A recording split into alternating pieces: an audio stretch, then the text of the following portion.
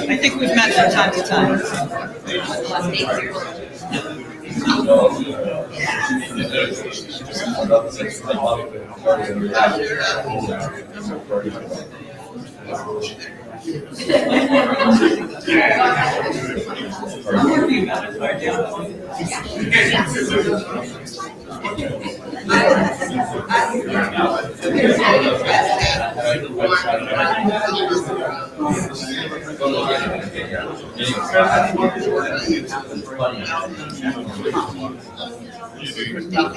Right.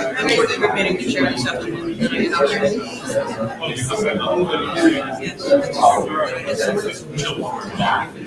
at least get to say, oh, I got it.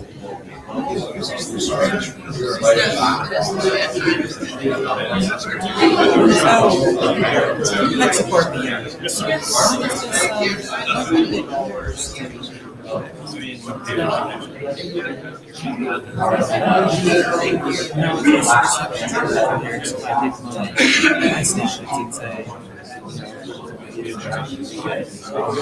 There it is. Yeah, that's cool. It's not for. Yeah.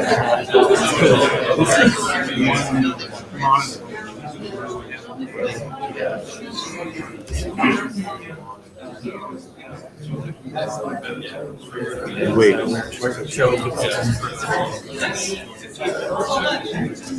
Yeah, you figure out which direction this is.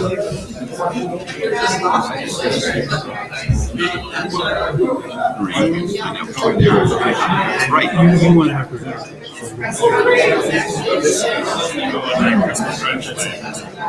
You must.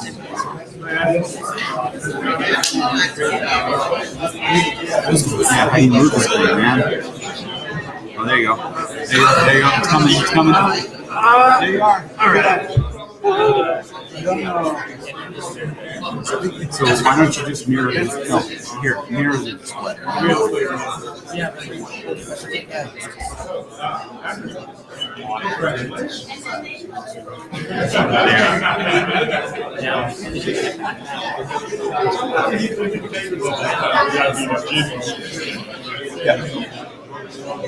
Yeah, full screen. There you go. We're awesome. And then when you present yours, monitors with a schedule, projector, phone bridge, conference line, no information. there you go.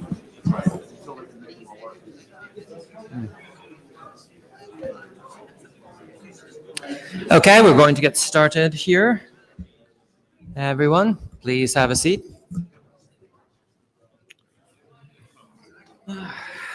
Oh, blue sheets will circulate.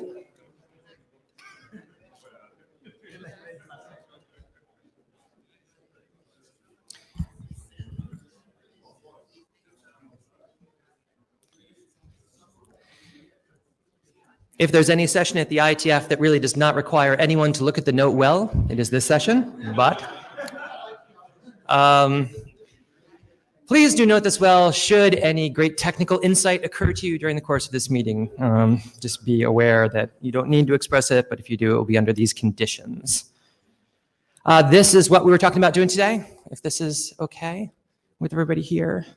It would be great if we could get some people to help us transcribe this event for posterity. Is there anyone here I can put on the hook to take notes? A fair record for history that shows the great events. No, seriously, we need somebody. Is there anybody here who could do this? Thank you, Michael. And I believe that there are various Jabbers, Slacks, Discord servers, possibly by this point. I'm really not even keeping track anymore of what all we do. That would be great to reflect this in. Can anyone be a Jabber scribe, at least for this? So is anyone on the Jabber in the room? Ted is on the Jabber. Dan York, my old friend, Dan, my bosom chum. I'm sure you could relay to us anything that people want to share from the Jabber room, correct? Thank you so much, Dan.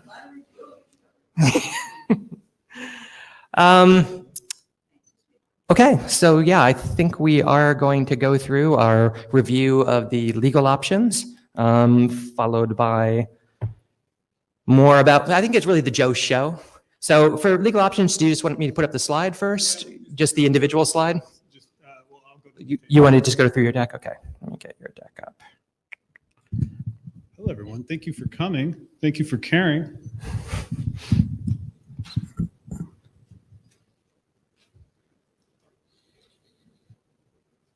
Awesome. Okay, so what we're going to do here is first to go through, basically talk through the legal analysis that we got from Morgan Lewis, the ISOC's tax attorneys.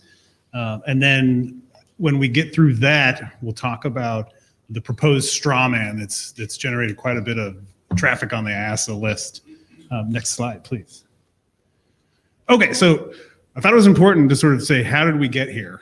Because it's clear that this has gone on for maybe not very long in terms of IETF timescales, but long enough to where people forget some of this stuff. Yari, in November of 2016, published a blog post that sort of highlighted some of the issues with the current aging IASA structure, and then both Yari and Alyssa in February 2017 announced a process to try and look at and evaluate the ongoing IASA structure, beginning with 2 virtual workshops. A bunch of people have put down thoughts, and so I tried to collect them here with Draft Daigle and the 2 draft ARCOs. There may be one I'm missing, so let me know if I missed that, because we don't want to have an incomplete record. Alyssa recruited a design team, most of which are in this room. Yari, Leslie Daigle, Brian Haberman. Is it Haberman or Haberman? Sorry, Brian. Haberman. Myself, Jason Livingood, and Eric Rescorla. We had 2 virtual workshops. We had a set of recommendations from the design team that we discussed in Singapore and in Prague, I believe. Maybe just Singapore, I don't remember. But after Singapore, we ruled out complete independence in that room. No one had a real appetite for that.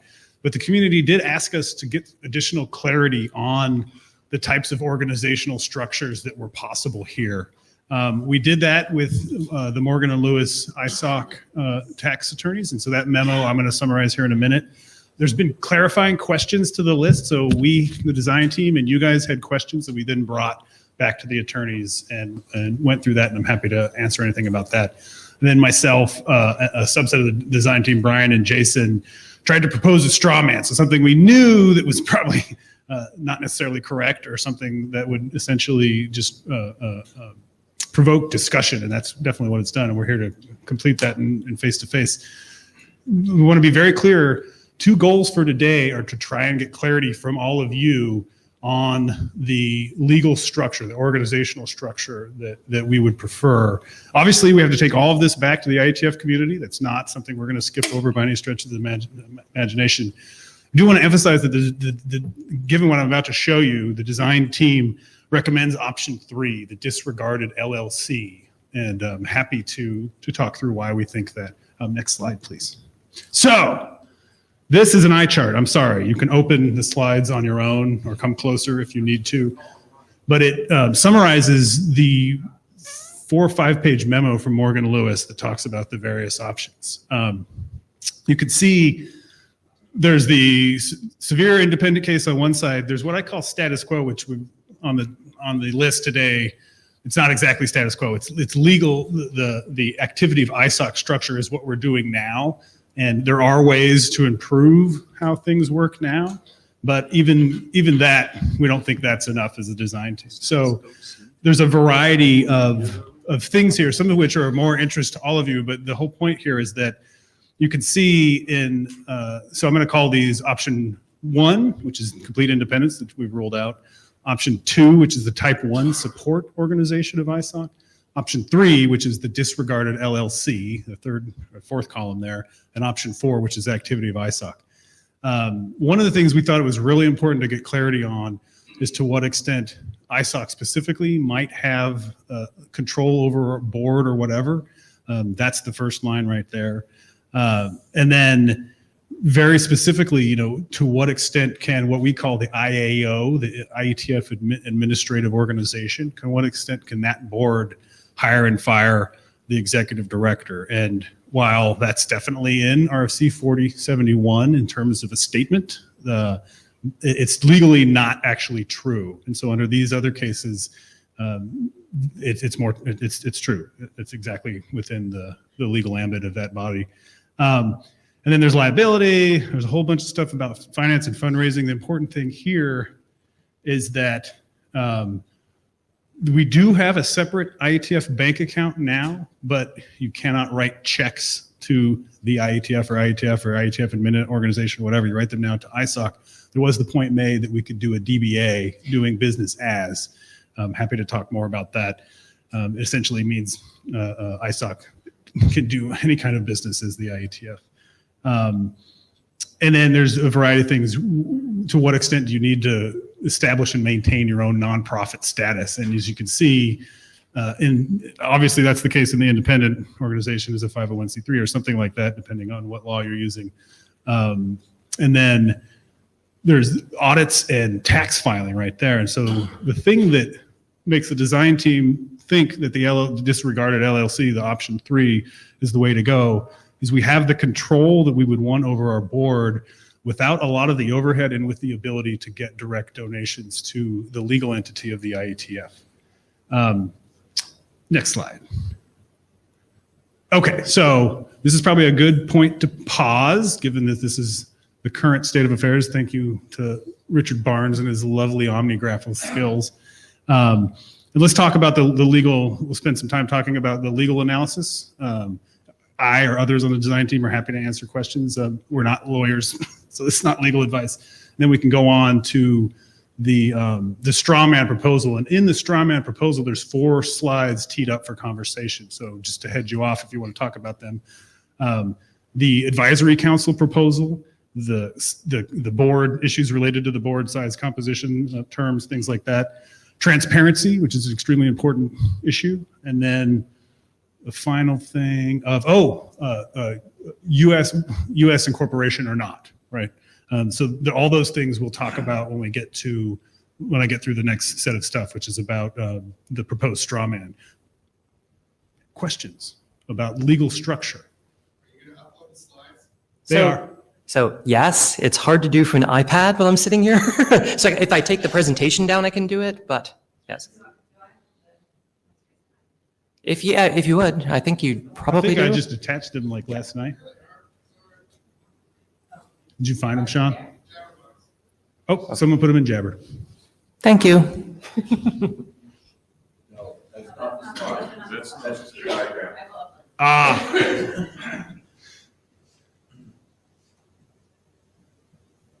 Is there any confusion, questions around the legal analysis between the 4 types of options that we're considering? I do want to emphasize anything we do here, we have to go to the IETF community because this is a BOF.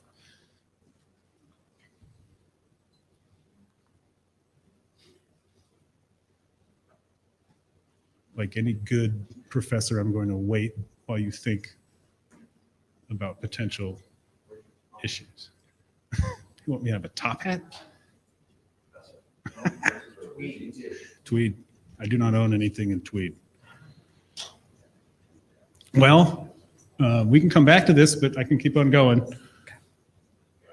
Okay, so the last slide was visualization of the current structure. This is a visualization of sort of the proposed structure. With the 5-member board, you can see that's different than the IAOC we have now, which is much larger. It includes the IAO, the IETF admin org, there in the middle that has a bunch of responsibilities that are sort of things that the IAOC is doing now. Could you, next slide? And slide should be up now, I think. Way to go, thanks. This is just a diff to sort of show you the overall things that change in a visual format from one to the other. Next slide, excuse me. Okay, so let's actually get into it here. First thing about transparency, is Stephen in the room? All right, well, you asked for more cowbell, we give you more cowbell.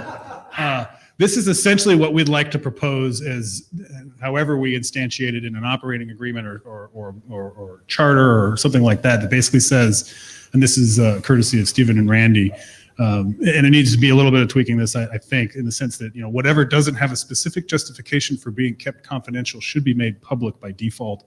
There must exist a public list of these things describing the nature of information and the reason for confidentiality. There's some tweaks in that there's certain information that's just necessarily always going to be confidential, and so you may not need to list them individually, like personnel things and stuff like that. But definitely itemized elements like, specific IETF meeting hotel negotiations or whatever are things that we would list in that kind of a ledger. So hopefully, if anyone has any objections to this kind of default transparency or tweaks to this, let's talk about that. Should I just do this one by one? Sure, Why please. not? Sir. Hi, Lou Berger. Hello. I think that the default transparency is awesome. So that's great. So I'm not speak against that. You mentioned hotel contracts as an example. That is a oft discussed topic inside the IOC. I'm a current NOMCOM appointed IOC member. Thank you for your service. We talk about this one a lot. And how much can we disclose, how much we can't. We've improved what we disclose. But one of the things that other organizations do is they fully disclose their contracts. There's a dollar cost associated with that. So whether we disclose or not is actually a choice of the community, but the community has to understand that we're going to pay more because of it, because it weakens our negotiating position. It's So not like that's a just- fixed price, like you couldn't name No, the that's price, the- but yeah. it's bigger than zero delta. Yeah, and I don't even know if it's a lot or a little, but we have an existence proof of IEEE, which is a different organization, and they operate in much more predictable and constrained environments, so they don't have as many choices.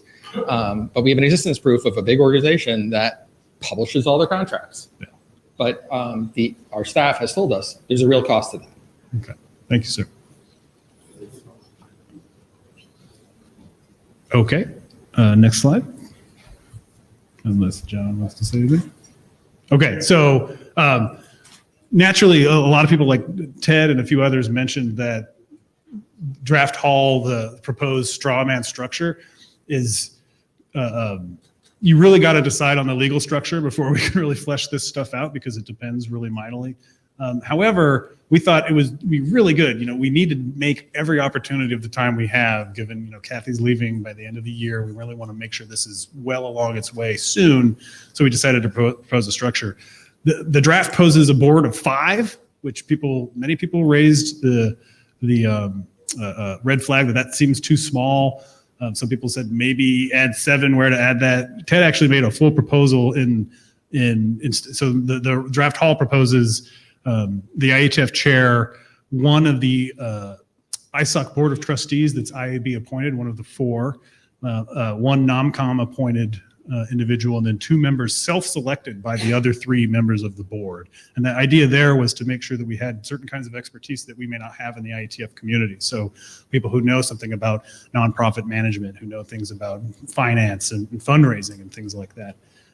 Ted actually proposed a different one, a fully formed IETF chair, all 4 of the ISOC board members that are IAB appointed, 3 NOMCOM appointed, and then the IEO ED, which is essentially the IAD in the new model, as an ex officio member.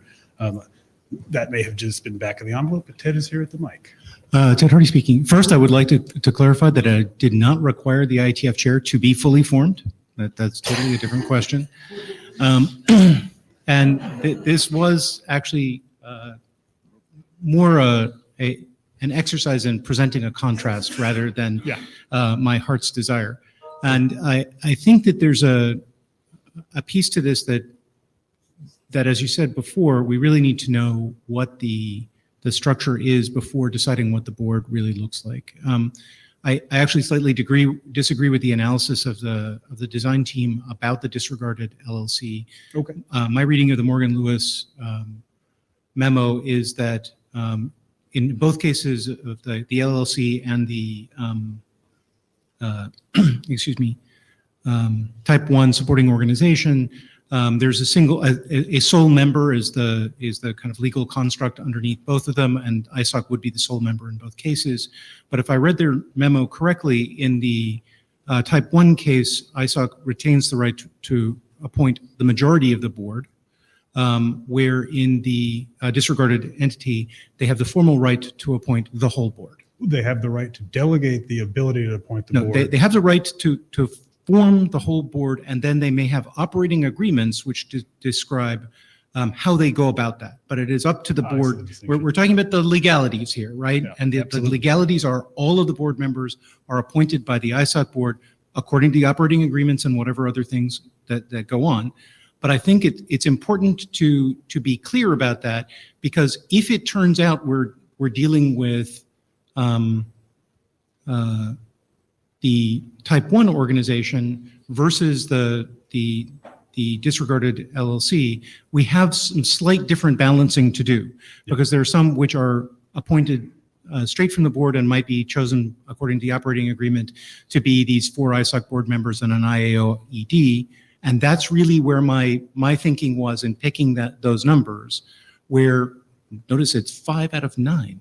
Look, just over that majority threshold, where if you do end up with disregarded LLC, the balance might shift in other ways. So I do want to be clear that this was not like a stake in the ground that I was going to tie myself to and never leave, but that it was because I was thinking primarily of the type 1 entity, which is my preference for some other reasons. But I think this is the point at which we've kind of gotten into the place where having the decision about what the entity is starts to inform the details in some pretty basic ways. Yeah, and I think even in the type 1 supporting org, ISOC cannot delegate the ability to choose the majority. So, Right. yeah. That's correct. Harold. Hi, Alvestrand. And on a matter of board size, I would go strictly for psychology and disregard almost anything else. My experience with boards is that larger boards tend to try to do more. The chances of someone being really, really wanting to do more on a large board is very large. And there's this unfortunate tendency of everyone else wanting to be seen as doing as much as the other representatives. So keep the size down if you can. I like 5-member boards because then they can fit in one car.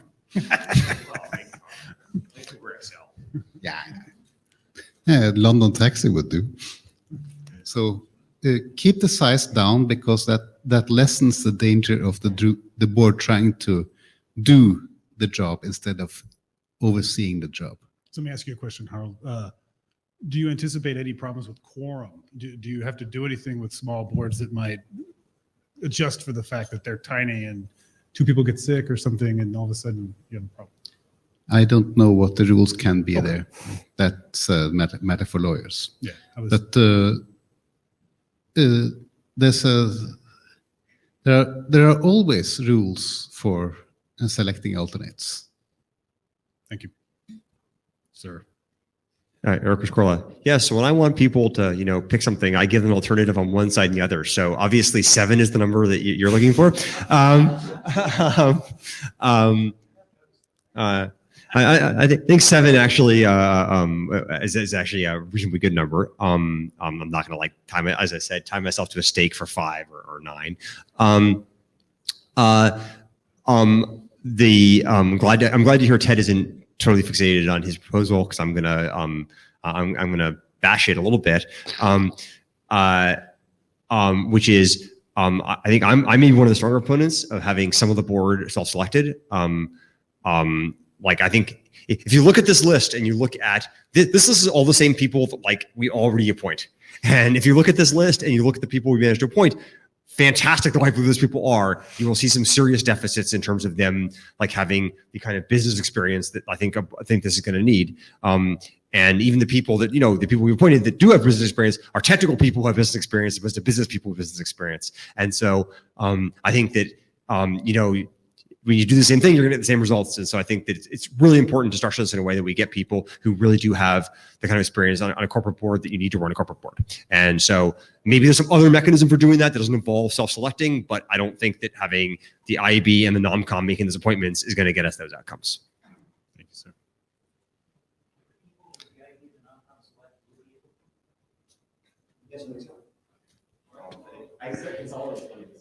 So, So that wasn't a question. That was this off mic comment that was to clarify. Go for it. Ted asked if I thought that the people that the IAB and the NOMCOM appointed would be able to, and I think, yeah, I think it's a matter of, you know, we pick the people we think are most, like when IAB and NOMCOM do it, they pick the people they think are the most sort of business savvy of, you know, of the people that they're sort of aware of. And those people pick even more business savvy people because they have because their network extends further. So yes, I think that would be possible. So Harold and Ecker took all of the things that I was going to say. So +1 to those two. Keep it smaller, not bigger. Yeah, we need to have the ability to be able to pick people that are, you know, focused. And it's not always the engineers that come to these meetings. Alyssa Cooper. I wanted to respond to something you said, Ted. It's not about the composition of the board, but it is about the difference between the Type 1 supporting organization and the LLC. And this is informed by extensive conversations with many different kinds of lawyers over the last month. So I think you sort of kind of quickly said, well, you know, in the Type 1 supporting organization, ISOC retains the authority to appoint the majority of the directors, and then in the LLC, they retain the authority to appoint all of the directors, and the rest of the difference is just in operational agreements, and those are sort of secondary. But actually, my understanding is that what can go into one of those operational agreements, and for the organization to continue to retain the tax status that it's going for, is actually legally limited differently in the two cases. So in the case of the LLC, you can put into such an operating agreement that ISOC has delegated the authority to some IETF body or set of bodies, and you cannot put that into an operating agreement under the Type 1 supporting organization case. And this is actually, I think, a pretty critical difference, because basically, in the case of the LLC, what that leaves you with is you could potentially have an operating agreement where ISOC retains a sort of kill switch, wherein if the LLC completely goes off the rails and violates the law or whatever, ISOC can rein it back in, but you can, under a normal operating procedure, delegate the authority to the IETF entity, and you can't do that in the Type 1 supporting organization case. You know, ISOC has to retain the authority to appoint the majority of the directors in the Type 1 case.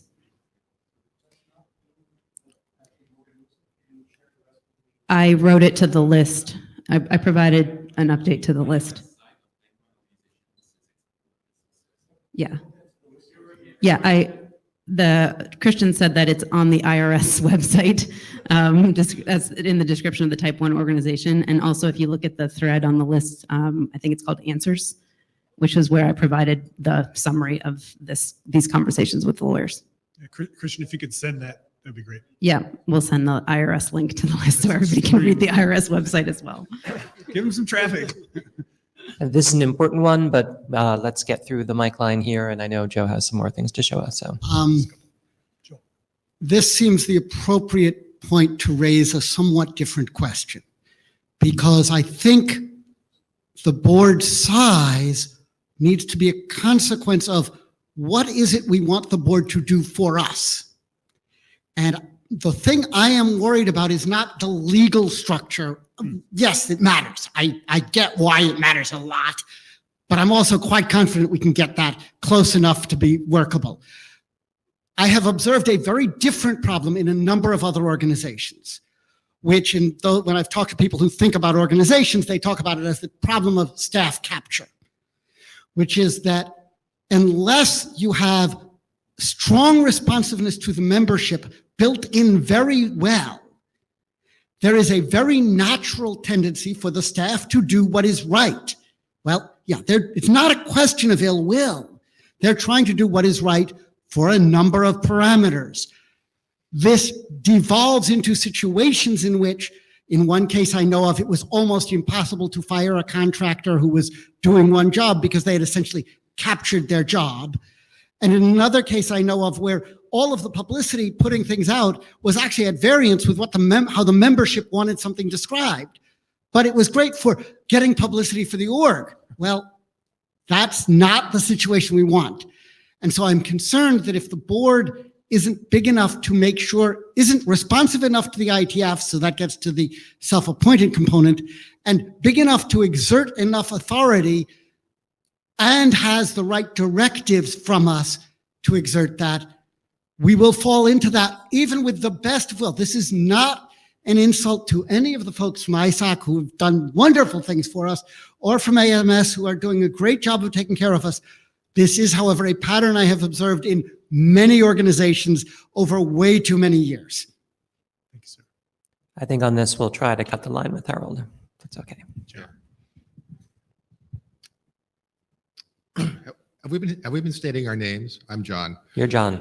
Yes. Levine. Yes. And I am not speaking in my capacity as ISOC's corporate secretary. I actually was going to say something sort of like what Joel said, but I think it is really important to understand what a board is as opposed to, like a management committee. I mean, it's sort of the case I want to avoid is ICANN, where the board everybody has their fingers deep in stuff.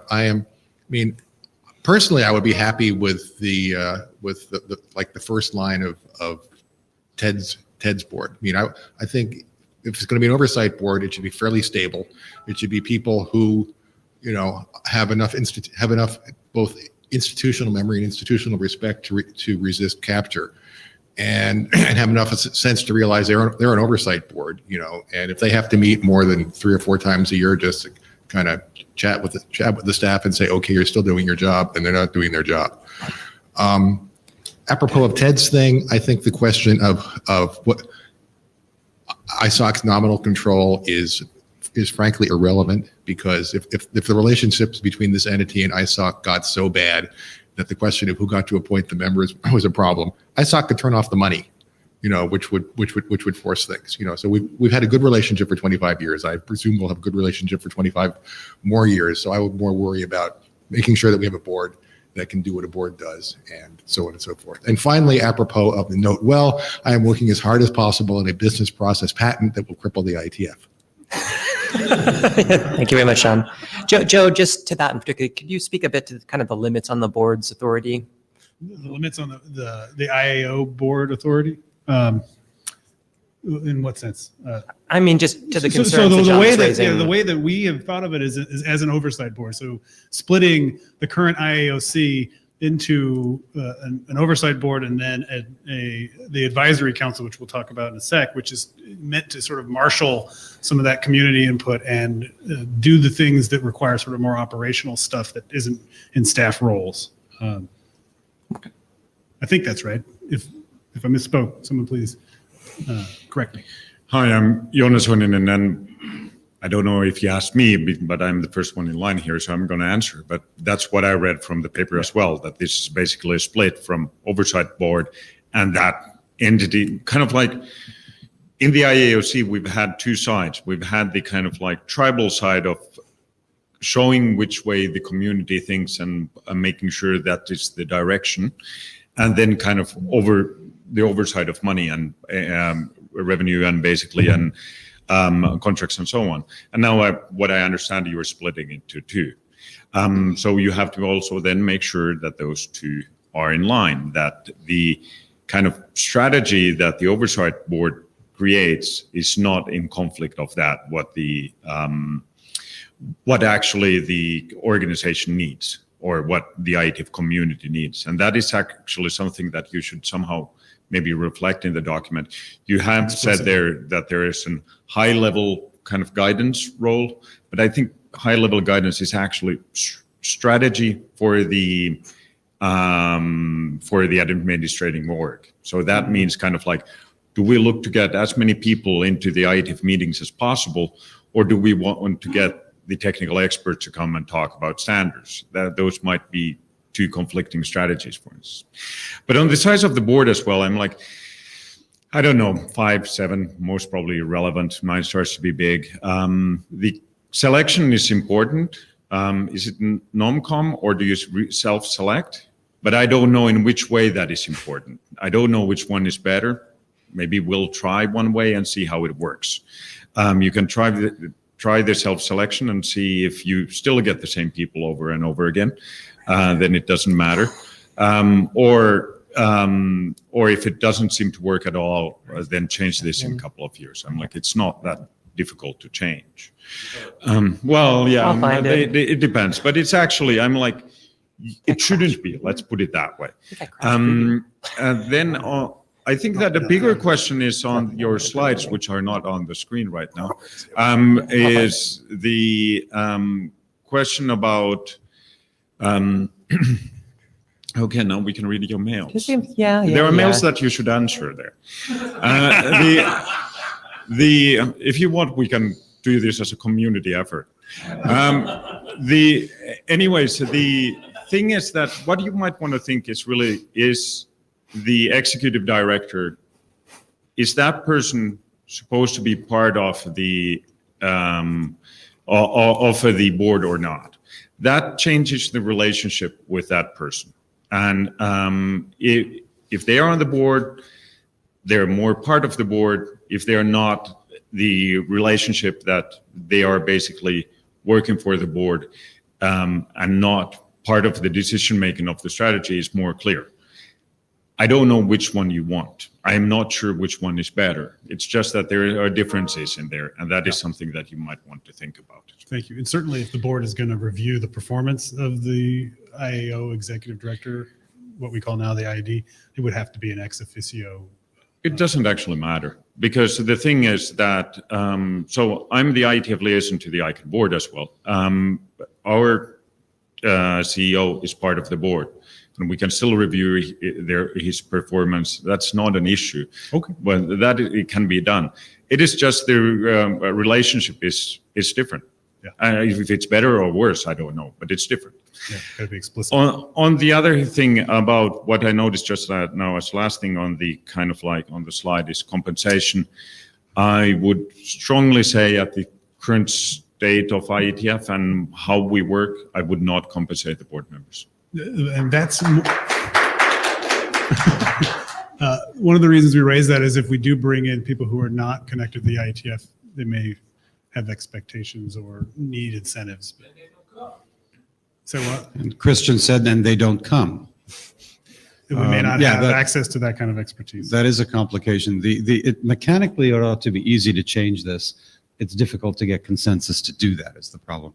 What was before I get to what I came up to say, what was the last thing you said about if they're reviewing the performance of one of the functions of the IAO board would be to review the performance and set, goals and stuff for. But your conclusion seemed to be, therefore, the ED needed to be an ex officio member. That's just, how do you evaluate your own performance on part of a board? It sounds like ICANN does that.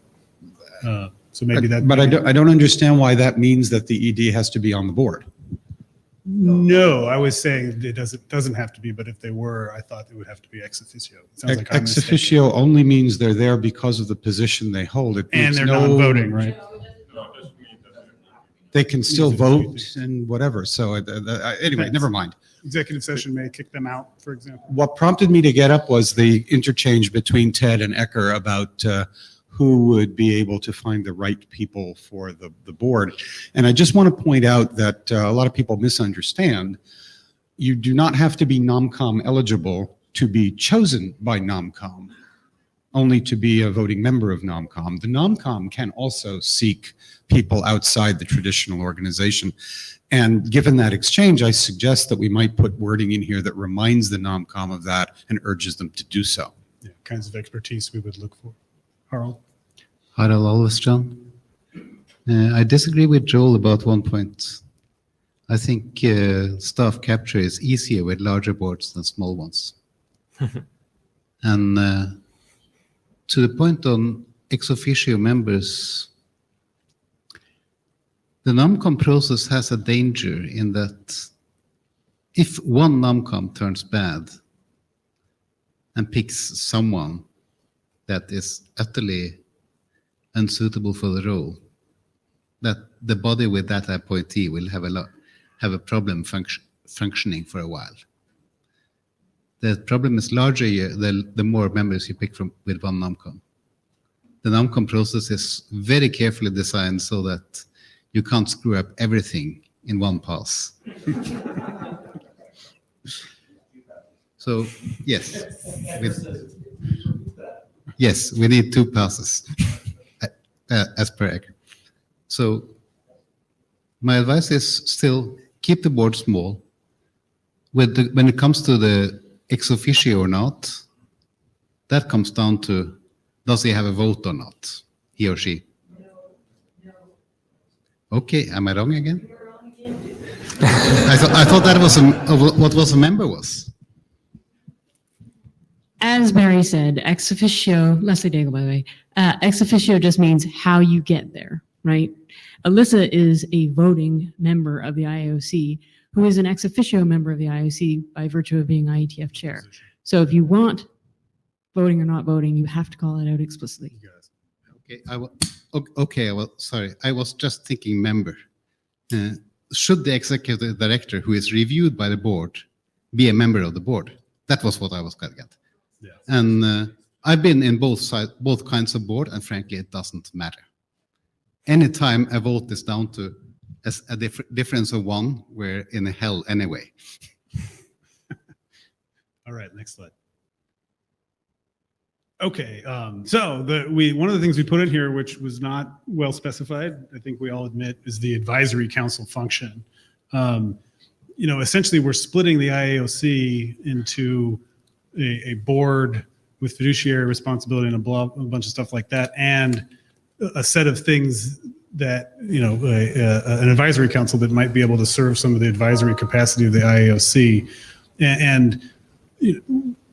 There's some things we need to figure out here, like what does it look like? What's the responsibility of it? Michael Richardson made the point, yeah, hey, can't we just spin up working groups for this kind of advice? I'm sure we could.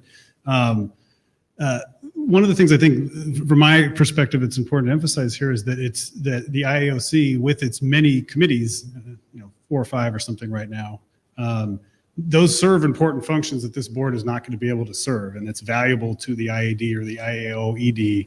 And so this is something that I'd like not to throw out summarily, but that, yes, we need to better specify exactly what it does.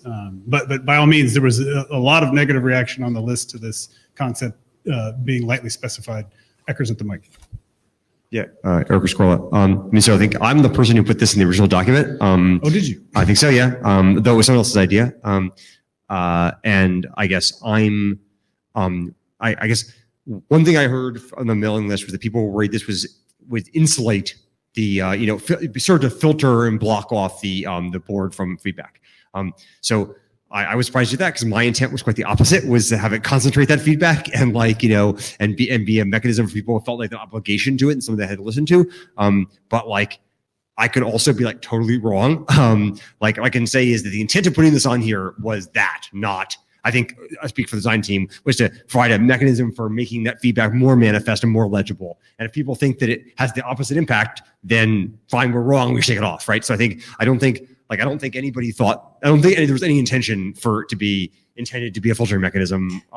But again, I don't know, I've never had an organization that had one of these structures. So I've had an organization that have boards, but never an advisory council like this. So maybe I'm just totally wrong about how they act. My name is Andrew Sullivan, and for my sins, I'm now the IOC chair. But I'm not speaking in that. I'm not speaking in that role. I just wanted to make that clear. The current structure of the IOC has this weird problem that we expect it somehow to represent the community, and then when it gets it wrong, we put them on a panel in front of the room and we yell at them. And my understanding of this advisory council is that it's a way to get that loop sort of much tighter. Because we have all these mechanisms about community feedback and so on, but the truth of the matter is, as long as everything's working, most of the community doesn't pay a lot of attention to administrative things because we're busy doing interesting stuff instead. So the mechanism here is supposed to be to select a bunch of people who have agreed to provide that kind of conduit and to provide that kind of check. And the second piece of it is that we're trying to reduce the tendency of the new board, as I understand the drafts, we're trying to reduce the tendency of the new board to try to do the work, which has been a chronic problem with the IOC. And of course, that chronic problem is there in the IOC because the IOC feels that it's always subject to this complaint that it hasn't done the job correctly. So if you split these two kinds of things, you have a very definite difference in the people who have the oversight role as opposed to the people who are supposed to be representing the views of the community, and that seems to me to be a feature that I would be loath to lose. I understand the concerns on the list, but I do think that some of the concerns that have been raised on the list have the flavor of, well, this is just IOC version 2. We're just renaming the IOC as the board, and I don't think that that's the right model. And I think if we think of it in the other way, this split actually makes a whole lot more sense. Thanks. Thanks. Leslie. Leslie Daigle.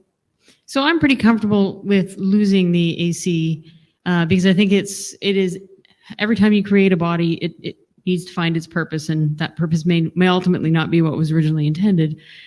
But I do agree that there is the need to find a solution to some of the reasons for which it was originally proposed. So there is the particular split that Andrew just outlined. But I also want to emphasize that right now for the IOC, whenever there is something that comes up that requires a reasonable amount of community perspective in terms of how should we do this, the IOC's only real vector to consult the community on a policy change is through the IETF chair. And that puts an awful lot on the IETF chair.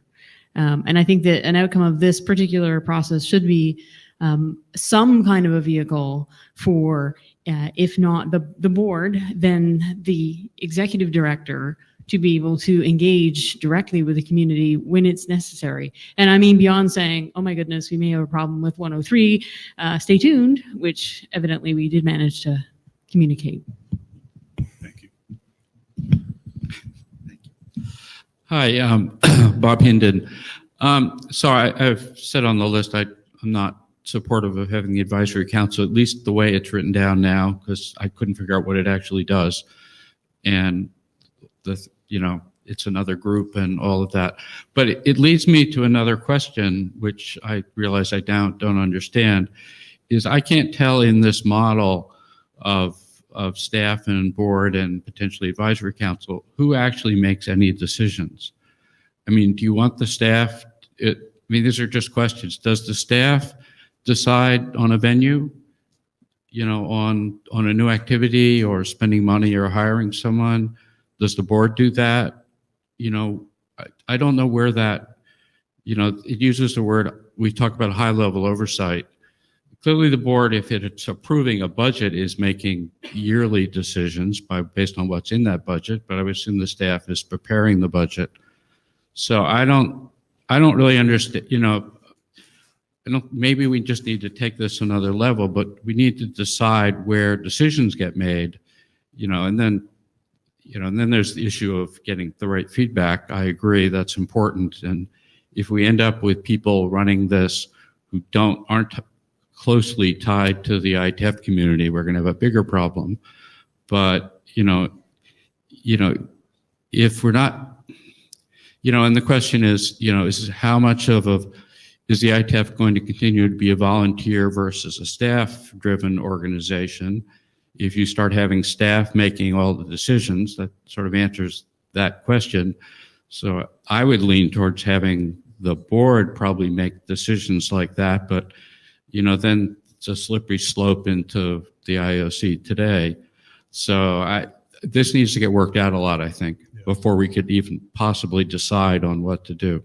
Let me ask one quick clarifying question. Bob, is your concern about decision-making ability or authority or whatever between the board and staff, or between the board and staff and things like meeting venue and volunteer community working groups, Well, or both? I think it's all of that. Okay. Because I don't think unless I missed it, I don't think it really talks about it. We're talking about the organization of blocks, groups, and their relationships, but we didn't actually say or there's some dotted lines from the AC about advice. So that's not decisions. But we don't talk about where the decisions are for. How is this going to work operationally? Yeah, I think our thinking with staff and board makes most decisions unless it's by some reason given to something like meeting venue or some other forum for that kind of a decision making purpose. But again, it's not well specified. We can do a better job. Yes. Christian Rittemar. I'm going to pretty much repeat what Bob said.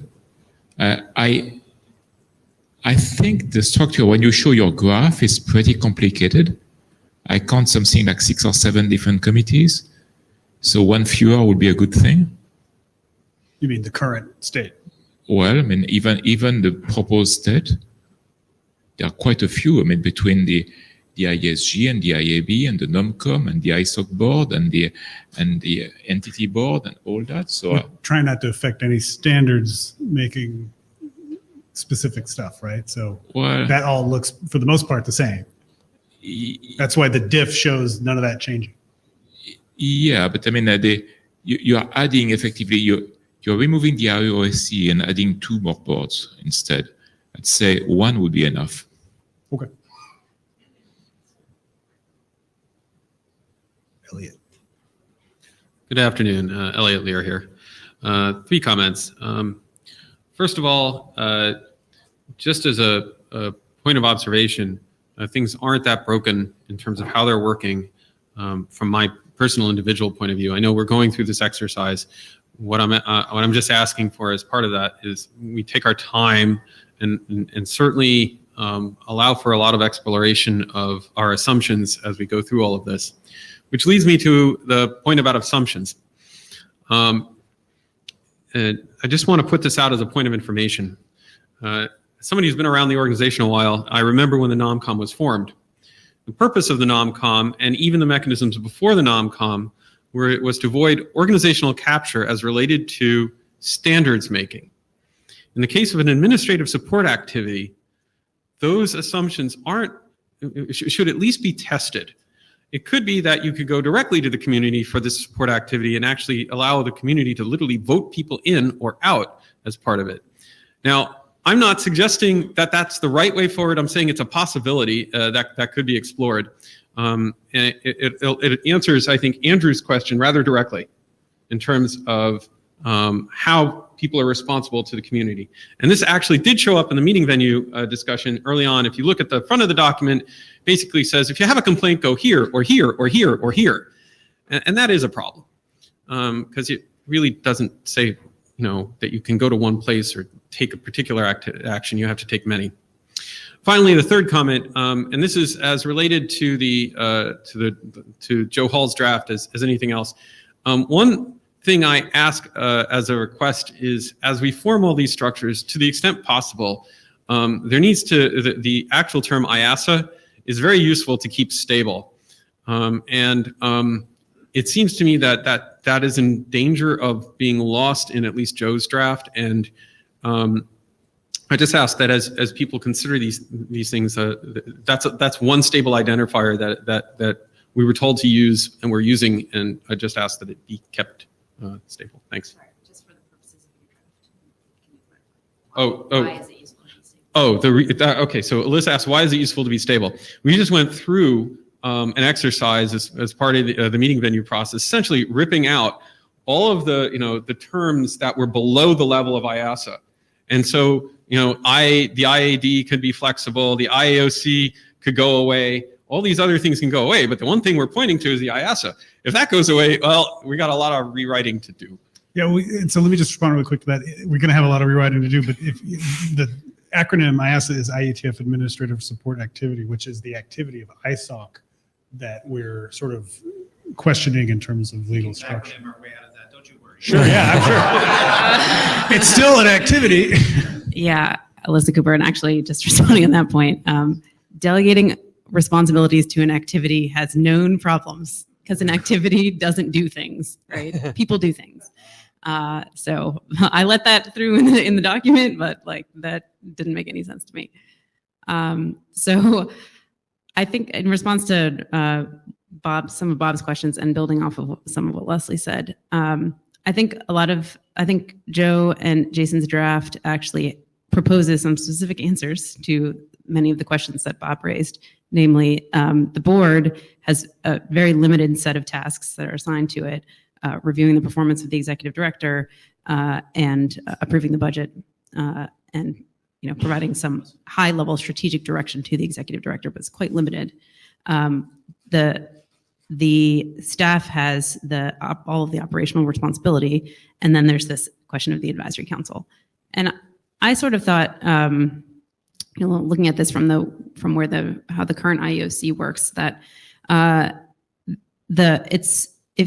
happy to have the advisory council go away. Seems okay, but there's a couple of functions that are at the interface between the staff and the community that will need some kind of definition of how is it going to work, or if they're undefined, then we all need to accept that they're going to work in some ad hoc fashion. And they're at sort of two different levels, I think. One of those is a kind of gut check. So, when the staff has, not huge decisions, not, is this what the budget should be for this year, but smaller decisions. Even let's take a recent example from the IEOC. What is the list of cities that we're going to query the community about for feedback for potential future meeting venues? You would be shocked at the number of emails that the IEOC sent to each other about this question recently. And obviously, right now, the way that we do that is because many of the IOC members are appointed by the community. Via that mechanism, the community has a ton of input into what the list of cities is that we query about for future meeting venues. So in a future scenario, I think that's something that the staff could do just fine. But if they wanted to just gut check that without questioning on the IETF at IETF list to get a gut check, who are they going to ask? And maybe we say they're going to do that ad hoc. They're going to ask, people they know or whatever. That's okay, but we need to recognize that that's the situation that we're setting the staff up for. And at the higher level is when they actually do need to engage with the community on a question, how are they going to do that? So if they're going to, just an example, change the registration fee categories. Is that something that they will just put directly to the IETF list? Is that the best way to do that? Maybe not. I think the advisory council was sort of born out of some of those ideas that you need some vehicle for the staff to be able to understand what they think the community's response is going to be to something without having to ask the whole community in plenary every time, because that's a complete non-starter as far as I'm concerned. It's part of even the reason why we have difficulty carrying out some of our administrative tasks right now is because there's so much delay introduced by the minimum amount of consultation with the community that we do at the moment, that it causes us great strain in getting things done, getting things like meeting venue contracts done. So I think we need something, we need some mechanism defined, even if it's not this one, for the staff being able to get a sense of the community as they're carrying out their tasks. But ultimately the decisions, I think what the draft says is that the decisions lay with the staff. Is your sense, Alyssa, that we should sort of peel apart the IEOC structure and actually think about to what extent the interface with the community needs to look like one thing or the other if there's no AC, if there's no advisory council? Well, I sort of thought that's what the stab at the AC was an attempt to do, was to take those parts that the IOC is currently doing that it's not supposed to be doing because it's an oversight body, and putting them someplace without decisional authority. That's kind of how I read it in there. But people don't seem to like that. That's fine. But if the decisional authority lies with the staff, then there needs to be something that describes how they relate to the community. That's all.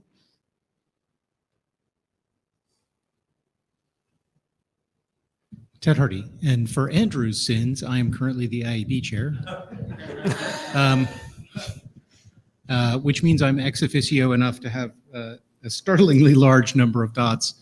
And I think that the point that started this was a very good point, which is that having one individual who's an ex officio member of this body because of, in this case, her membership of a different body, the IETF chair being also on this board, is too small a conduit for the flow of community information which needs to go between certainly the board and the community, and even more certainly the staff and the community.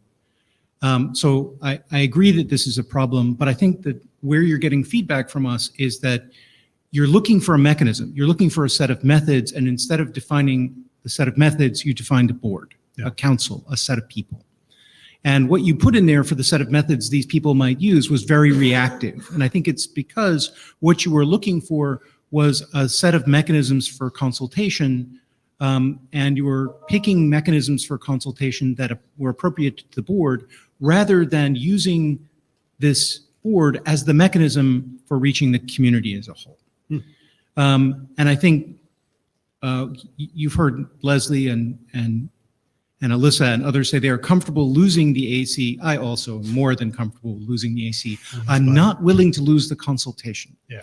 And I think that the thing that we're looking for here, and that will take more than just a tweak to this document, is to think through what the set of mechanisms are, because they're not going to be the same set of mechanisms for all the problems that the staff deals with. There's a strong sense in which the IESG is the customer of certain staff activities and you consult them for those activities, where the working group chairs or other document authors may be the customer for other activities and you consult them for those activities. There are even some where the IEB or the IRTF or some of the other groups are the customer, and those are the people who get consulted. But what you're looking to build here is an organizational expectation that those mechanisms are in place and a way to build new ones when they are needed. And I think the concern people have with this is it looks like it's replacing those mechanisms with consultation with this much smaller body. And I think the fastest way to get rid of that impression is just to get rid of the body from the proposal and acknowledge that we need to build those mechanisms, even if they aren't built at the time the base draft is done. Thank you. Harald Alston, for his sins, wearing no dots whatsoever. I'm happy to see the sense of the room that advisory council must go, because what the draft did not say was, if the advisory council tells the executive director one thing and the board tells him another thing, what should he do? And the answer must absolutely unequivocally, no, I can't spell that, and unmistakably, without a doubt, be that he does what the board tells him or her to do, because otherwise there is no board. So I like the idea of having the working group mechanism for this consultation thing, because any mechanism that has a selection step will lead to people saying, I was not selected. Why did you select that guy, not me? I'm not represented. While in the case of the working group mechanism, just walk in, please. We can disregard your output in the plenary, in the plenum of the working group, as we always do. Yeah. So we have we have workable mechanisms for getting consensus out of random groups of people who just happen to wander in, and and for not finding consensus where there isn't one to be found. So I think we should use the mechanisms we have. Okay. So someone had actually mentioned to me, I won't mention their name, what if the advisory council was unbounded in terms of membership? And I was like, okay, that sort of highlights how underspecified it is. Leslie Daigle. So I think I'm largely in agreement with Ted that the right answer here is to not specify the mechanism, but I think, Is that what Ted said? I thought it was there. well, that's the board and/or staff. So the other thing I wanted to follow up on from Bob's question was, and I want to agree with Alyssa, that a large part of the goal here is for staff to be making the decisions.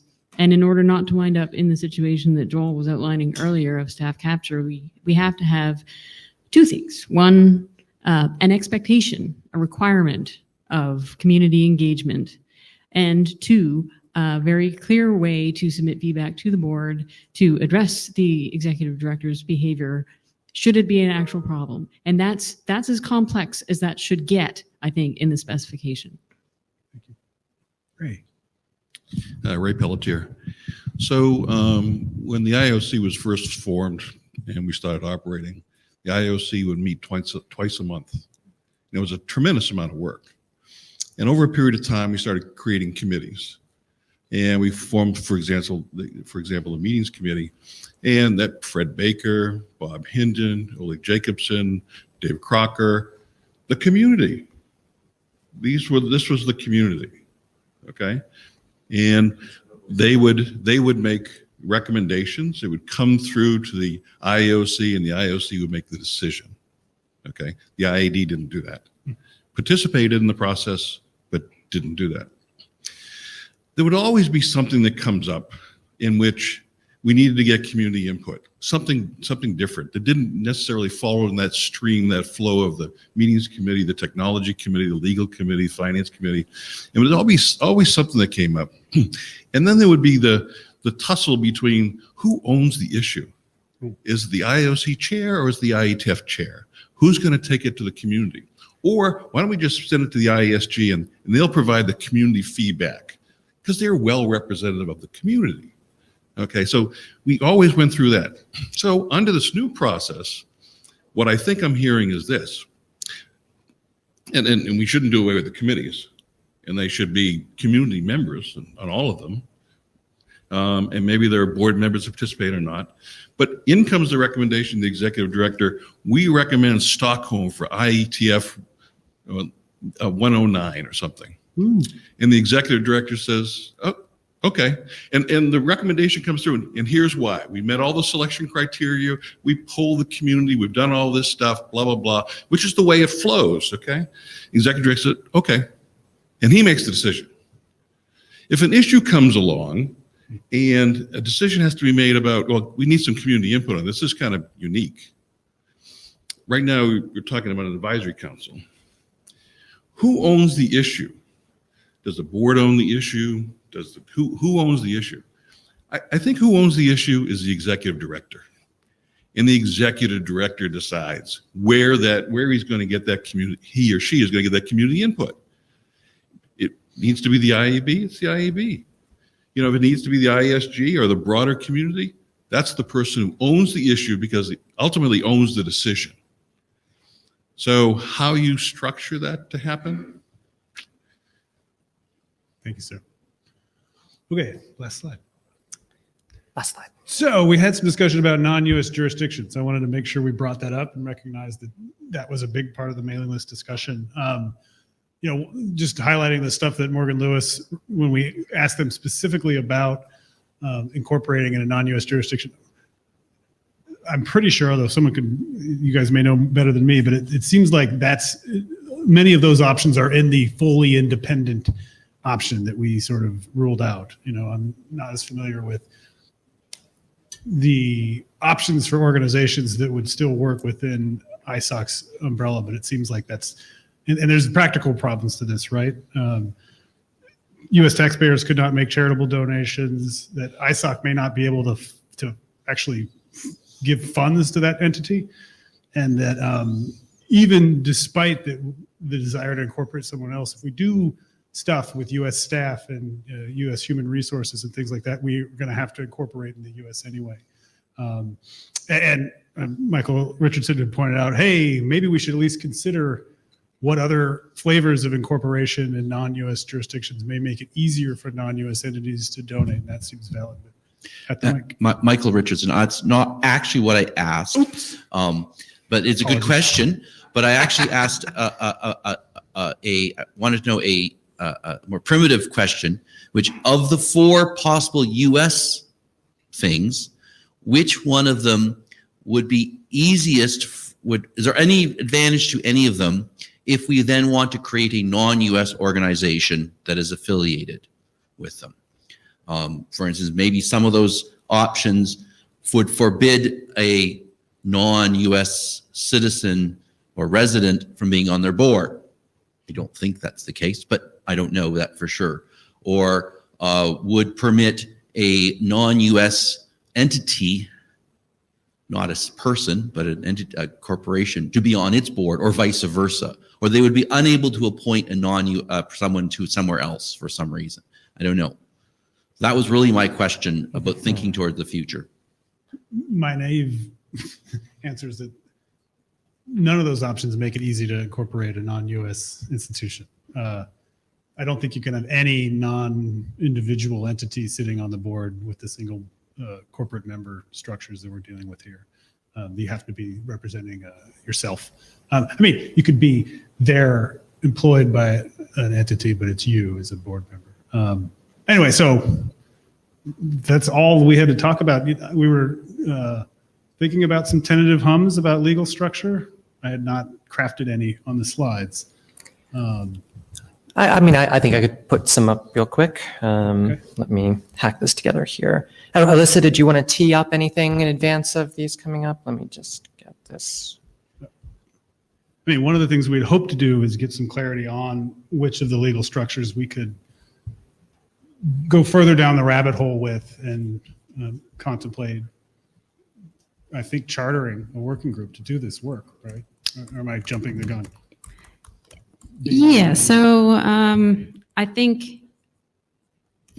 what I wanted to get out of today, what I was hoping to get out of today was a sense of the room about which of the 4 options is the preferred option, or if any of them have rough consensus.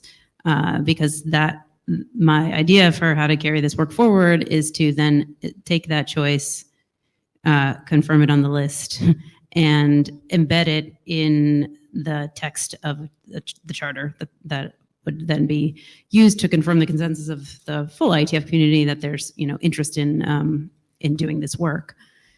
And it'll be much easier to chart the working group if we know which of these things we're aiming towards. But the actual legal work would not happen in the working group. The working group would be for updating the IETF documents in parallel. And we can talk about that a little bit more after these hums. That would be the BCP 101 suite. Yeah, and there's possibly documents that are not incorporated in BCP 101 that might need updates too. But I think, there seem to be 2 popular choices. Yeah, so what I was going to say is that I think, part of the meta takeaway from the previous discussion is that, I didn't hear a lot of people saying, what is all this change about? And so I think we can kind of ask about whether people are, ready to select one of the change-related options that we have left or not. So I'm hoping that we can do that. Ted at the mic. Kathy, if you want to talk, please go first. Ted Hardy speaking. I feel like the conversation to this point has been very useful, and I thank you. I do not feel like, however, it really represented the reasons why you might choose type 1 in quite the way I would have expected were we actually going to do a bake-off here, and my apologies for not realizing that this was the moment we're going to decide. I sort of thought we would approve a charter and that this would be item 1 in the charter of deciding between these 2, right? And that would give us time to join to join with our colleagues in the ISOC board, et cetera, to make sure we understood what their preferences were, et cetera.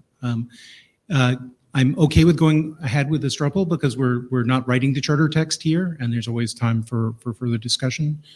But I think there's one important thing about the type 1 supporting organization that wasn't elucidated here that I think is worth talking about. And that is, in particular, the type 1 supporting organization requires you to get your own 501c3 certification. This is a major pain in the ass, and I understand why some people looking at that major pain in the ass might decide that, wow, this disregarded LLC looks better and better every time I look away from the pain in the ass. But it's also a valuable exercise in a couple of different ways. One, writing it up and getting the tax authorities to agree that it is an appropriate use of this category is, I think, something that's a valuable exercise for not just the relationship to the organization of which it is a supporting organization, but also for the relationship to the eventual donors.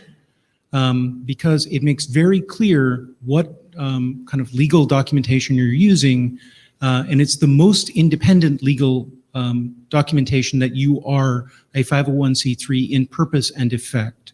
Now, from a legal perspective, everything we have indicates that we would still remain a 501c3 from tax purposes by doing the disregarded entity, because we would inherit that of ISOC. So I totally agree from the point of view of whether, when the checks come in, the effect is little. But I believe that there is a difference in how many checks might come in and what we would use and have available to us when we want to go out and solicit those checks. So I think there are advantages to that in my opinion, the pain of doing that is a pain you pay once. The potential effect, well, yeah, you're quite right, Joe, to shake your head at that there are ongoing pains to maintaining it. Fair enough. Not trivial unless you do them really shittily. But. and certainly we would not intend to do that. We're not going to do a bad job if we take this out. But I think there are some compensations that we did not explore today, and that if we go into the charter phase, I hope people will not be upset if they are supporting the LLC. If I continued to ask people to consider the other after having consideration of those advantages as well. And PIR is a type 1 SO, I believe. It is. So there's some experience with that. Kathy. So thanks, Joe. And Thank you, Kathy. Oh, sorry. Kathy Brown. Breaking things. Sorry. ISOC. So first, congratulations. I mean, I think this conversation has moved along extraordinarily well from the start. It was, to me, very good that today you moved to, and so what do we want to do with all this? So let me just relate to the structure a minute, because we together, and I, as representing ISOC, did a bunch of work here to understand the differences, the pros and the cons, not only for you, but for ISOC. Yeah. I think probably either one of these works for ISOC. So why is ISOC, why do we care at all? Because to date, the IETF has been I've said this to you before, has been an activity inside of ISOC. Thus, frankly, even though in practice, we never really do this, all of the policies, et cetera, compliance and everything else, really is supposed to be the same, and full liability sits with ISOC. Also, then, all of the control, if it was ever to be exercised, sits with ISOC, and all the money, should it be decided, sits with ISOC. Okay.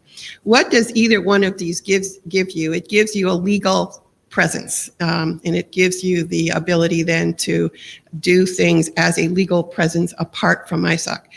Each one of them has some pieces of it that still connects you with ISOC, but I think generally, at least we at ISOC like that. As I said to you last time, I think, we were birthed together, and we feel that we get real value from being part of the IETF, and I suspect the IETF, not only for financial reasons, but for just stability reasons, will get benefit from ISOC. So I'm happy that we're in this box.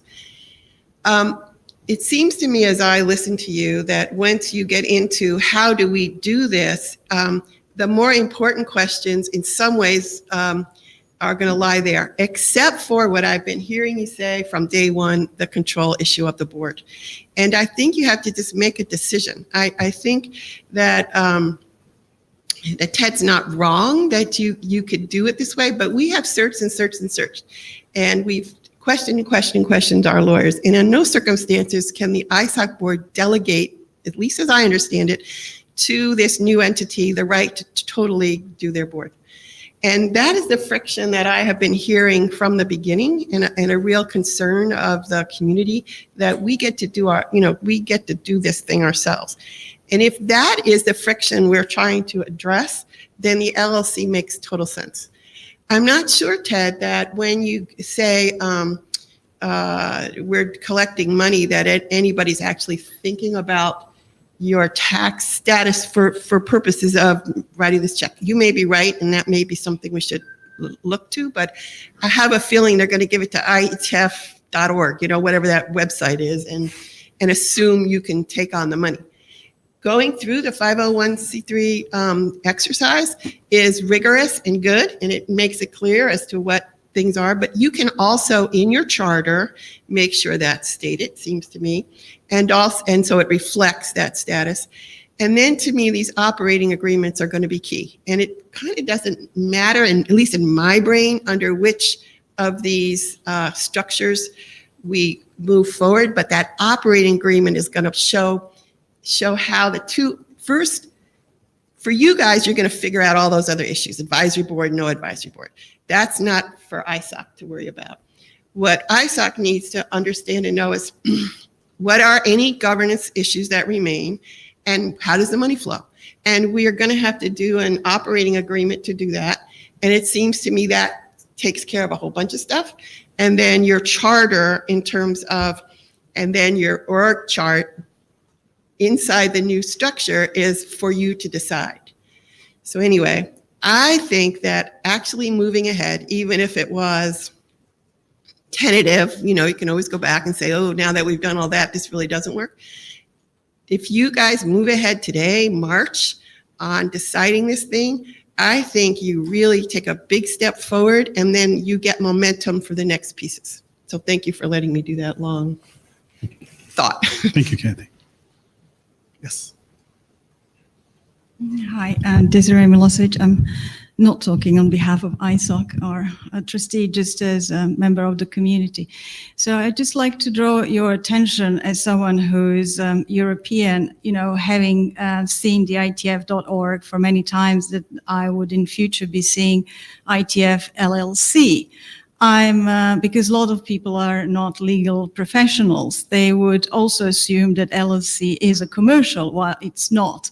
So I would urge you, if you were to take an LLC and not do a 501(c), which I think is perfectly legitimate and lots of organizations should be run that way, is to explain somehow in a title that LLC means non-commercial, and don't go into that complicated side work as derivative work.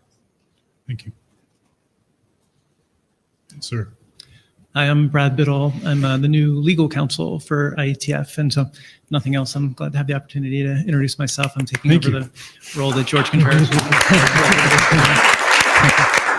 That is a long beard for a lawyer in my experience. Right. I suspect this may be why I got hired, to sort of fit in the IETF. A couple comments, and maybe just starting with the last one, just a response to that last point. The LLC, the organization, as a legal entity would be, IEO LLC or IETF LLC, but we could do a DBA that could drop the LLC name. So I think the LLC name could be essentially invisible to our stakeholders, would be one sort of detailed point. I'm not on the design team. I'm not the lawyer who's been working on this project, so I'm not really officially wearing my IETF counsel hat. But just my thoughts about this generally. I'm a fan of the LLC model. I think it really, in many ways, is the best of both worlds. I think Ted alluded to the challenges. Acknowledge the challenges associated with an independent 501c3 status, and I think I would come down on the side of that equation of, I get the optics of it being an advantage to have done that, but the amount of work associated with that is enormous, and there are ongoing compliance requirements. So I think things like registering in different states and things like that. So I think not having to jump through those hoops and being able to take advantage of all of the hard work that the ISOC does to manage those kind of compliance issues is a big deal. What strikes me about the LLC model is it really is sort of the best of all worlds, in the sense of it does give the liability limitation for ISOC, but it also enables us to, again, really take advantage of all of the structure that that ISOC has. And so, for the purposes of dealing with the IRS and all of the nonprofit status, we just follow right in their stream. But for all of our purposes of operating independently, we operate and can present ourselves to the world independently. Just two quick last points. On the kind of flexibility point, the operating agreement of an LLC is a really remarkable document, and it's LLCs are this creature of contract, and we have this enormous flexibility. I think we can negotiate an operating agreement for an LLC that can say essentially what we want it to say. Negotiating carefully with ISOC. I think if we go the other route, the supporting org route, we're just locked into a little more of a just straight traditional, kind of corporate model. And so I think the point is that there's more flexibility, that the LLC model gives us a more flexibility than we might expect under the other model. And the last point I want to make is just there's increasing precedent for this LLC model for what's called fiscal sponsorship in nonprofits. So we see this in lots of non-technical areas where there are foundations like Tides Foundation and other foundations that serve as fiscal sponsors for other projects, and this LLC model is really the kind of emerging way that that's done. It's also I think increasingly we're seeing it in the technology space. So an organization called Joint Development Foundation has a set of standards organizations and open source projects that nest underneath it, is all built on this kind of LLC model. And then Linux Foundation just borrowed that concept from JDF, plugged it in, and launched the Linux Foundation projects. And so I think we're seeing that even in the technology space, this is really a model that's being adopted. I think because of the flexibility and because I think it really nails the goals, at least that we're going for. So just wanted to put my case in for LLC. Thank you, sir. Thank you. And Bob? Hi, Bob Hinden. Not to disagree with the lawyer, but so I don't feel like I can really choose between this. I've been following this reasonably well, but what I think I can choose, and maybe this is the room. I mean, I think the question to form an ISOC subsidiary in one of these forms is, I think there could well be a consensus for it, and then use that as the basis to form a working group, and then work this out into more detail, and have the working group make that decision as to which it is. Because I feel like it's maybe just a little early to decide which form, but it's still a pretty big step to form an ISOC subsidiary from where we are now. And I think that would be a very successful outcome of this effort. So, I mean, do you think we should just take a hum now on that? Are people generally in favor of doing an ISOC subsidiary or Yes. not? Just as a flat up down first, and we'll see. Yes, what because people if you think. don't have that, then the other questions don't matter. Okay, why don't we do that? So can I get everybody understand what the question is here? So we're not getting into the details of whether it is a type 1 supporting organization or an LLC at this point. It's just, do people here generally feel the right direction is to form an ISOC subsidiary? Sorry, Richard, you. I was wondering if we might put that off for 1 second. I Okay. wanted to ask Bob, since you said you're not, so at this point, we've had a couple of rounds with attorneys. We've had some discussion with design team. We've had some discussion, we've had couple of rounds with attorneys. We've had a couple of rounds with design team and with the mailing list. I guess if at this point you're not feeling ready, like what more is needed? What other information are you looking for? What other things do you think need to be discussed before we get to making that decision? Ted Hardy, not giving Bob Hinden's answer, but giving my own to that. I think Brad Biddle correctly pointed out that there's a distinction here between the amount of work that the Type 1 501c3 gives you and the benefit of the optics. And I think it would give us a chance to go and talk to our major funders and see whether those optics matter to them or not. If it matters, that's worth knowing. If it doesn't matter, it's worth knowing too. Well, we do have a few of those major funders in the room as well that might be able to speak to that. But can we just do this in stages here, right? I'm just saying that would be, if I came back and wanted to say something about it, it would be having gone to the people who paid the money for this green dot and asked them that question. Understood, Ted, understood. But why don't we do that one hum first, and then we'll talk a bit about how people feel about how much more information we need and things like that, and we'll do this real gradual. We'll get through it. I think only you and I and a few other people in this room remember that one probably. Okay, so just that straight up down. Do people here in this room feel that the right path forward is for us to form an ISOC subsidiary? Neutral to the question of exactly what form that is going to take at this point. If you feel that way, please hum now. If you do not feel that it's the right direction, please hum now. That sounded very clear and decisive to me. I would just like to take the question of the more information question. I'm just curious if this is something a lot of people feel in the room, that we need to do a lot more investigation. So can I just ask for, and then we'll get to you. Yes, line up right now, because I'll need you right after this one. I'm going to get to you. So do people in the room feel like we have had a good amount of discussion about the legal options? Do people understand generally kind of what the legal alternatives are? Based on that, I'd say, do people feel like we have enough information already to make a decision between the two alternatives we've discussed in terms of subsidiaries? If you feel we do have that information, please hum now. If you feel that we do not have that information, please hum now. So I think the first time was a bit stronger, would be my call from up here, but there were definitely many voices on both. Yes, I'd now like to have the people who write the checks talk to us about this. Right. Since they're all lining up. Yeah, no, exactly. Yeah, that's I'm sorry. Yes, that's true. Please identify yourself and the hat you're wearing when you speak. Just to be clear, I was discussing with other IAB selected trustees, and we made it clear last time that we are not humming here because anything the IETF decides is good for us. So here, I'm not talking as a trustee, but as one of the global hosts. And I mean, long story short, I don't care really. You don't care about the question of LLC versus, can you please say what you don't care about? Yeah, right. Between the LLC and the optics and the work that basically it would take to do the type 1 supporting organization, it is really irrelevant to me as a global host. Jason Livingston, Comcast, similar global host and same exact point of view. Cullen Jennings, I'm the global host representative for Cisco when Ward is too busy doing something else. You know, we would be totally fine with the LLC. That would totally work for us. That's not a problem there. If we had some specific issue with wanting to know more about the finances, we would go discuss it with ISOC.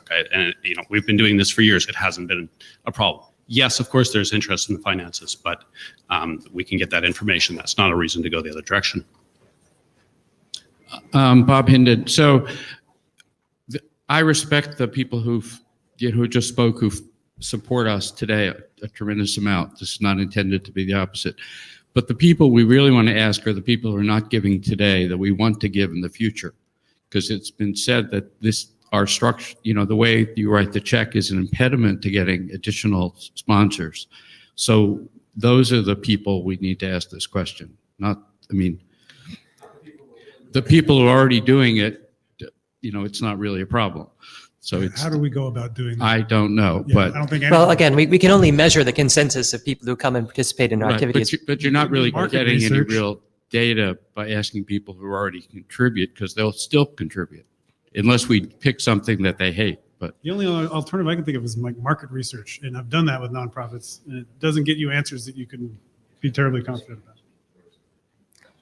All right, I see a mic line. Alyssa, I think you have made it to the front of the mic line because, you know, there's other conversations transpiring behind you. The one thing I was just going to note, the process started in November of 2016, this process. So it's not been a short process. It's March of 2018 for people who aren't paying attention. So that's a lot of time just to get to this point, and there's a lot left to do. I at least feel some sense of urgency because there are pending leadership changes at ISOC that we don't want to have to start over, I think. But the other thing I will say is that what we're talking about now, and I hope we will get to the point of maybe talking about a little charter that I may have written up while I was sitting there, is kind of some words to put into a charter, which is then going to go out for IETF review and will be sent to this list even before that happens. And so there is a continued opportunity for everybody who's not in this room to comment and so forth. So it's not like the end is today. The whole point of embedding the choice in the charter is to get that review. And so I would really, really like to be able to put something in there after today.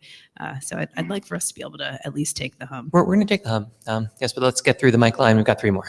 We're cutting it after that. Brad Biddle. I just wanted to comment briefly on if the sort of the theory of the type 1 org, we would jump through our 501c3 hoops and therefore be more credible, as a C3 public charity. We actually will be, exactly in the same substantive boat, if we go the LLC route, in the sense of we will be a disregarded entity, subject to maintaining the 501c3 status of ISOC. Yeah. So one of the most important things that ISOC is going to demand in this negotiation is going to be, don't screw up our C3 status. I mean, that'll be the fundamental thing. So we will be, fully obligated to behave properly as a C3, and we can communicate that to the world, because that's going to, in fact, be a core legal obligation of ourselves. Michael Richardson. So I believe, and please correct me if I'm wrong, 12 people in the room probably.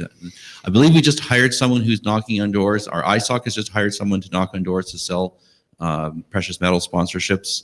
And I thought that we were already doing. I was surprised to hear that, because I thought we were already doing that, but maybe there's been a change of people. So presumably that person would know the answer to the question Bob asked, or will very soon know the question. You don't think so? I think it's possible. Fundraising is pretty different. Today is his first day. Like, literally, like he just walked off the plane. Well,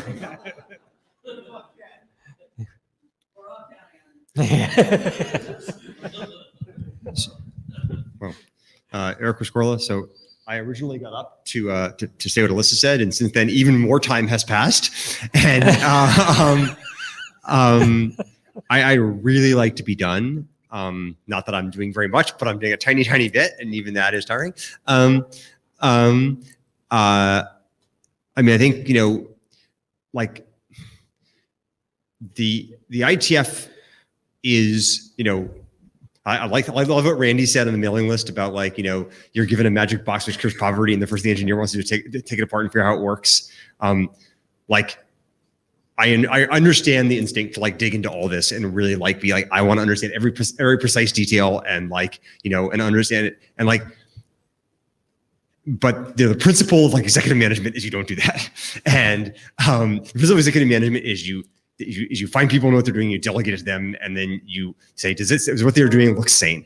And I mean, first of all, like, that's the thing I think comfortable going forward, with this new structure, and even now to some extent. And I heard a lot of people saying, like, let's not have the board, like, do, like, the job of, like, the staff, right? And similarly, like, we asked some people to go off, and I was not one of the people who did this analysis. So I feel comfortable saying this, to go off and analyze this.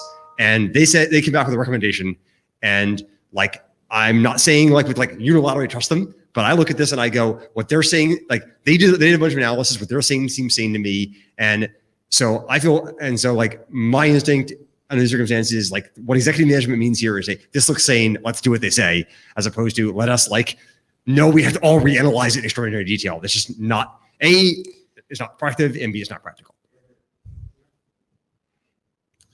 Yariak. So the question was about the sort of the various kinds of entities or people who might be funding IETF and might not be doing it today, or might, and what their opinions might be about the different organizations. So I'm not an IETF fundraising person, but I've been involved in many of those discussions in the past, and knew a lot about the situations, and also talked to a ton of people who, were interested in funding IETF, but in the end did not. And this sort of detail never came up. I mean, obviously we had a different legal structure at the time, but their interest was primarily in, like what's in it for them, and also like the high level bit about, does this money go direct to IETF and so forth. That sort of thing was interesting, not this level of details. In my experience, that might change in the future if it's a different setup. The other thing that I just want to say, my personal opinion, we just get moving on this. We have other interesting things to do. Let's just, experts have provided opinions. We should take that and run with that. Thank you. Elliot Lear. So as one of the people who stood up and say, well, make sure you take your time and do it right because we have a functioning organization already. If people feel like they want to move, I'm fine with that. My only comment would be twofold. First, make sure that as you're explaining what you're proposing to the community, be absolutely crystal clear as to why you're doing what you're doing. The documents at this point, at least some of them, are a little opaque about that. Or maybe it's just dense in terms of context. and so I would just say take at least some time to do that part. The second point is about where you draw the lines in terms of the boundaries of the organization. This is just another information point. Sometimes when we've been doing some standards work with other organizations, they ask, what is your address and who do I, how do I register you guys? And maybe this is a problem that you haven't set out to solve, and maybe it's not the problem you want to solve. But I'll just mention that sometimes it is a problem. Could you elaborate just a tad? So if we're a Virginia-based, so the point is the line drawn around the IAOC or the IASA function or however you want to call it, or is the line drawn around the IETF, and who do you when we list our membership and we do have certain memberships. So I'm thinking about the ITU in particular, but I'm sure this would come up with other organizations as well. Who is it that they're addressing? And just make sure you're thinking about that use case as you're drawing this out. Or not, and explicitly rule it out as out of scope, but whichever you choose well. Ted Hardy, I came up with 2 comments apparently, and now I have 3. The first of this is I've been the organizational member representative for ISOC 3 times now, for Qualcomm, Panasonic, and now Google. In every single one of them, this sort of detail would have mattered. What this says about the executive management of those companies, I leave as an exercise to the reader. I merely noted that not all experiences in this are the same. The second comment is in response to Elliot's, and to point out that in almost all between a type 1 and LLC would have been. Yeah, okay. They would. We're all engineers in those companies. Just trust me. It's the magic. Down to the core. But the second piece was to respond to Elliot a little bit. Many of those ISOC relationships that with ISO or ITU would be extraordinarily difficult to move because they are not given out easily or without a good amount of explanation. So I hope that none of this will cause us to change those relationships and they can remain vested in ISOC in either of these given the subsidiary nature. My third comment was, geez, guy, you should take a hum. I'm the one guy in the rough here arguing at that thing. I'm trying to take a hum. God's Clear the sake, mic lines. take a hum. We're being transparent and letting everyone have their say at the mic lines. We're going to take our hum. Yes, I do think that we heard enough people, I think, who thought that they had a view about this to take a hum. Suzanne, you're staying for the hum, right? You're not going anywhere. Alyssa, did you want to? Okay. So, yes. If you had to choose between these 2 options, and obviously if you don't feel that you can at this time, don't hum either way. But if you had to choose between the Type 1 supporting organization and the LLC, that'll be our next hum. If you believe that the proper direction for us is to go with the Type 1 supporting organization, please hum now. If you believe that our proper course is the LLC, please hum now. There were a couple of vocal people for the first option, but I think that was a pretty clear consensus for the LLC. So we do have, as Alyssa briefly mentioned, well, so we had some charter text that we already, that you sent me earlier that I have, right? Well, I don't have, I'm not going to put it up in Git on this now, am I? If I can, I guess, okay. Hold on. Oh, I'll get it up. Hold on. Let me get it. Okay. Just in time. Yeah. Am I logged in to get on this machine? That might actually be a problem. It's a new laptop. I'm not sure I do, actually. I think I might need to see how things.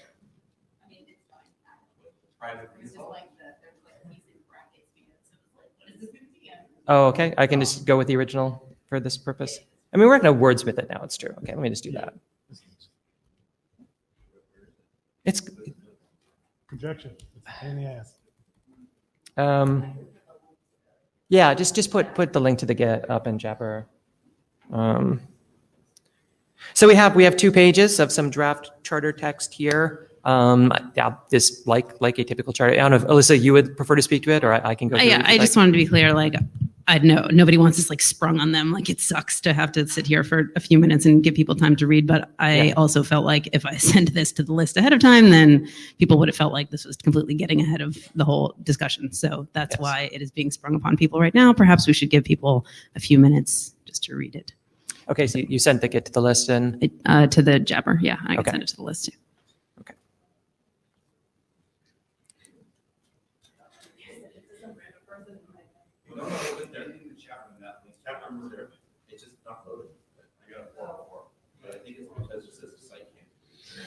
There's another page.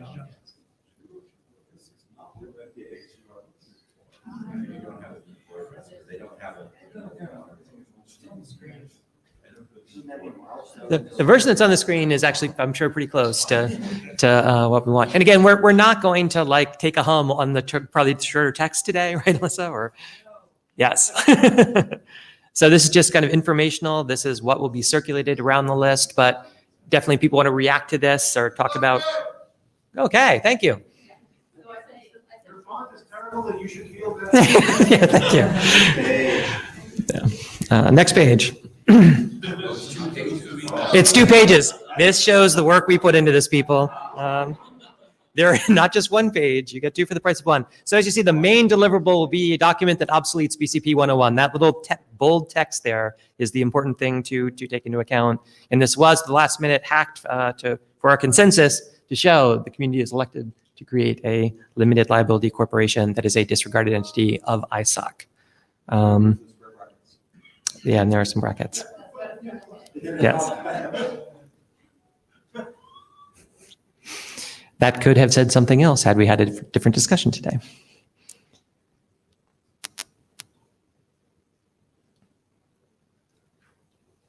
And I do think the final paragraph there as well is significant to make it clear we are not doing anything that is going to in any way change the way the sausage is made here at the IETF in terms of how the ISG, IB, and so on operate these functions.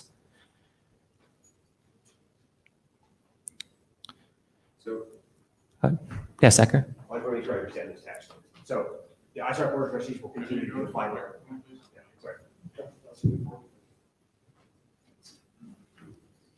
So this means that the ISOC Board of Trustees will continue to be the final link in the appeals chain, and the ISOC will continue to appoint the NOMCOM chair. Is that correct? Yes. Okay. So we want. I mean, the first of those I think like probably is necessary. The second might not need to be written in the charter.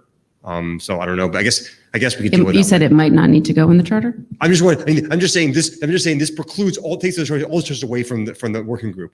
And I'm wondering, I'm not saying they're bad choices, but I'm wondering, are those 2 choices necessary choices that must be enshrined in the charter or not?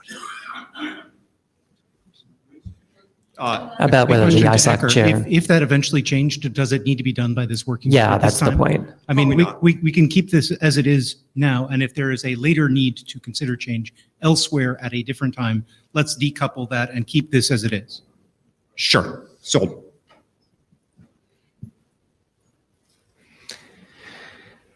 Any other thoughts? Anybody looking at this and saying like, oh my God, this is the wrong thing to do? It's a good question of whether there's anything else that needs to go on that list of things that are out of scope. That's like everything that I could think of. So just as as a query, you currently have in parallel the legal documents necessary to establish the LLC will be developed outside the working group with the support of legal counsel. These documents will not be the products of the working group, but this working group will be the venue where these documents will be presented to the IETF community for review and discussion before they are finalized. Is it not the intent to publish these documents in an RFC format at all? Because we could, for the purposes of history, write them into an RFC as, for example, the appendix of the update to BCP 101. That isn't a requirement, but it's also not a silly thing to do. And we might therefore consider leaving it up to the working group to decide whether those were documented by the working group in that form or not. Can you state why what utility you find in that? This is we have a single archival series for the group that we use for everything. There are disadvantages to that, but it is the reality of the moment. If we are in essence creating the bylaws for an LLC that's going to replace the current IASA functions, which are documented in RFC, simply having them not developed by the working group, because I am totally in agreement with you there, but potentially published as part of the work item of the working group does seem to me potentially sensible. And I'd like to leave it on the table for the working group to decide whether it's okay or necessary to do that later, rather than trying to work it out in this room in 15 minutes. Okay. Yeah, I definitely see advantages and disadvantages. Leslie Daigle, I think I had more or less assumed they would be published as RFCs, but I totally agree that they are not a work item of this working group, because the working group is not going to have a decision over the content of the documents.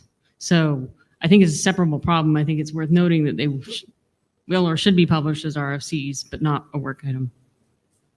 I'll just say, because we had this experience a little bit with our favorite document that Elliot wrote for the IANA transition, which is that when you send a document through the IETF process, which is not intended to have consensus and actually cannot change by the IETF process, then you actually devalue the IETF process a little bit, even if it's going to have a disclaimer on it that says it doesn't have consensus of the IETF.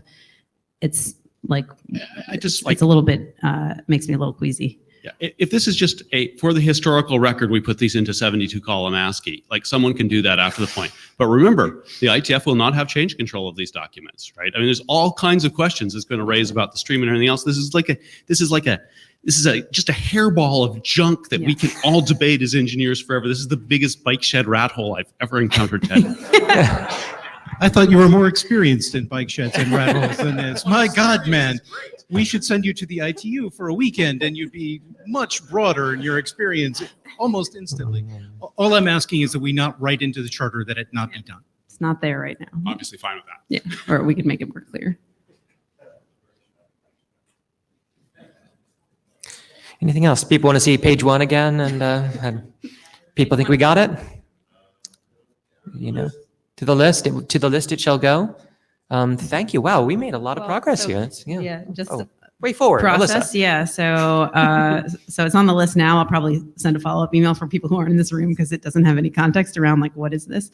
But I think give it a small amount of time on the list for people to bat it around, a few weeks, and then I will get it in shape for internal review. That would be my plan. Any objections to that plan? And in parallel, I will start working with all of our legal friends and our friends at ISOC on the actual legal work. Milestone question. What Well, is the? I guess not right away, but we got to get ready to do it. The milestone question. What is sort of the timeline we're looking at? Right. Yeah. Done by July. Look at you. You're like so free. Yeah. Yeah. I would love to be done by July, just for everyone's sanity. Yeah. It's not going to be done by July. The legal documents could be done like that, right? I don't know yet, Olaf. I don't know. Yeah. So quick question. Design team, should we do anything to update the stuff we produced so far? Like, where should we do? That's a good question. Open question. Cool. All right. Well, thank you very much for coming. Like I said, productive session.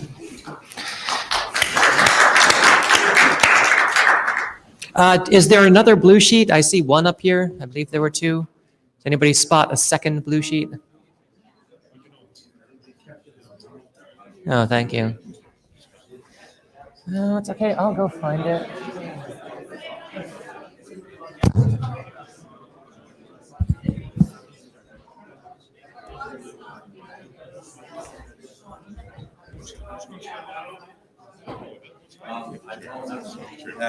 Oh, thank you. I have a copy, just, if it explodes.